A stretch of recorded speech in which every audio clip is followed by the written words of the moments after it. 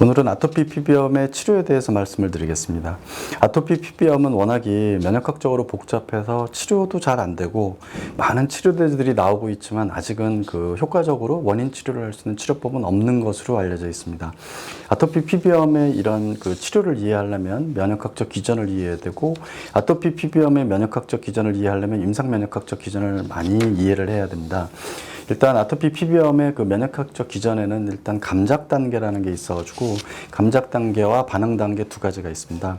그래서 감작 단계라는 것은 원인에 대해서 이것을 인지하고 기억하는 단계고, 반응 단계는 이것이 자가 면역 질환으로 갈 것인지 아니면 관용을 얻어서 이제 내성을 가질 것인지 아니면 알레르기를 갖다가 반응을 보일 것인지의 세 가지 반응을 결정하는 단계가 되겠습니다.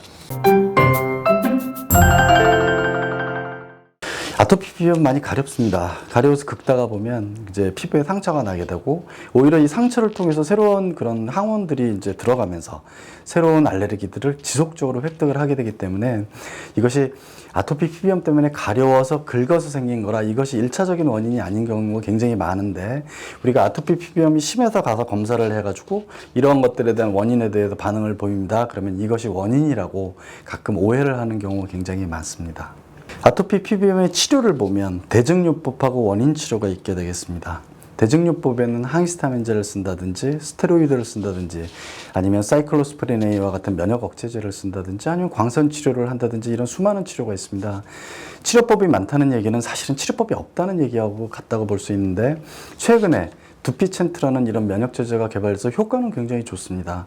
하지만 이것도 근본적인 치료는 아니고 결국은 재발을 하는데 비용이 또한 굉장히 비싸서 환자들이 많이 이제 사용을 주저하기도 하고 참 사용하기가 애매한 그런 상황입니다. 아토피 피부염의 원인 치료를 보면 원인 물질을 찾아서 이제 원인에 대한 탈감작 요법이라는 걸 시행을 하는데, 문제는 이제 아토피 피부염의 원인을 추정할 수 있는 검사가 없다는 거죠. 왜냐하면 우리가 마스트라는 그런 검사, 항원특이 항체 검사와 피부 반응 검사 등은 우리가 아까 말씀드린 것처럼 항체 면역성 반응만 이제 확인을 하기 때문에 이 세포 면역성에 의한 알레르기 반응을 확인할 수 있는 검사법이 없어서, 그래서 아토피 피부염에서는 원인을 찾기가 매우 어렵습니다. 아토피 피부염에서 최근 히스토블린 치료로 효과를 본 케이스에 대해서 본원에서 시행하고 국제학술지에 게재된 내용을 바탕으로 말씀을 드리도록 하겠습니다.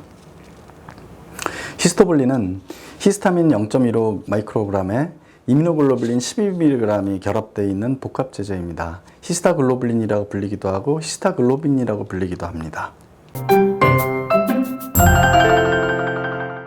히스토블린은 국내에서 약 30년 정도 사용되어 온 약제로 보통 알레르기성 비염, 만성 두드러기, 그리고 이 기관지 천식에 이제 효과가 있는 것으로 이제 적응증이 되어 있습니다.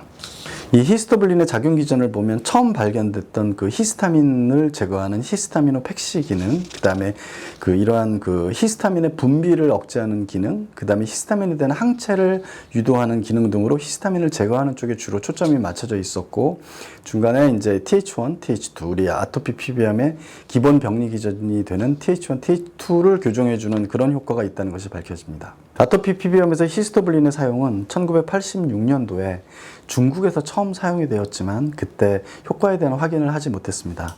이어 약 한 22년이 지난 2021년도에 본원 제주 한라병원에서 알레르기성 비염을 동반한 아토피 피부염 환자에서 효과를 확인하여 이를 이제 국제학술지에 게재하게 됩니다.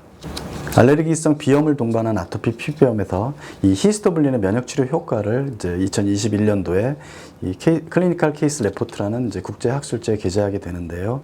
아토피 피부염의 히스토블린의 치료 효과는 이제 알레르기성 비염을 동반한 4명의 환자에서 시도를 하였는데, 그림에서 보시는 것처럼 임상 결과를 보면 환자들이 처음에 조금 나빠지는 효과를 등의 그런 경과를 보이다가 상당히 많이 좋아지는 결과를 얻었고, 이어 완전히 증상이 사라지는 그런 결과를 얻었습니다. 그림에서 보시는 것처럼 처음에는 이분은 특히 얼굴에도 굉장히 심했던 분인데 이런 모든 증상들이 사라지고 완전히 증상이 사라지는 완해를 얻게 됩니다. 치료 결과를 보면 4명의 환자 모두 증상이 모두 사라지는 완해가 되었고, 현재까지 수년 동안 증상이 없는 그런 재발이 없는 상태여서 현재 완치된 것으로 지금 판단을 하고 있습니다. 보시는 것처럼 치료 결과를 보면 중증도에서 2명은 완전히 이 중증도 점수가 0까지 떨어지는 완치가 되었고요. 2명은 상당히 그 생활에 불편함이 없을 정도로 이제 경과가 많이 좋아지는 결과를 얻었습니다.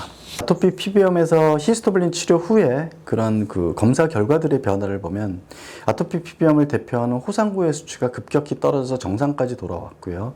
총 알레르기 수치도 떨어지고 그다음에 우리가 특정 알레르기에 대해서 그 감작되어 있는 이런 항원의 개수도 줄었고 좋아지는 결과를 얻게 되었습니다. 아토피 피부염의 히스토블린 치료를 위해서는 우리가 전문적인 알레르기 검사를 시행을 합니다. 그래서 현재 알레르기의 진행 여부, 진행 정도를 파악을 하고요. 이런 여러 가지 알레르기 원인에 대한 감작 프로파일을 갖다가 저희가 분석을 하게 되고 환자의 이런 검사들을 통해서 적정성을 평가하고 그다음에 혹시나 이제 히스토블린 치료에 부작용이 있을 수 있는 것에 대한 검사를 시행을 합니다. 이러한 검사들이 시행이 되면 이런 적성성 하에 우리가 히스토블린 치료를 시행하게 되는데 이것 또한 그 전문적인 이런 관리 하에 그 치료를 시행하게 됩니다.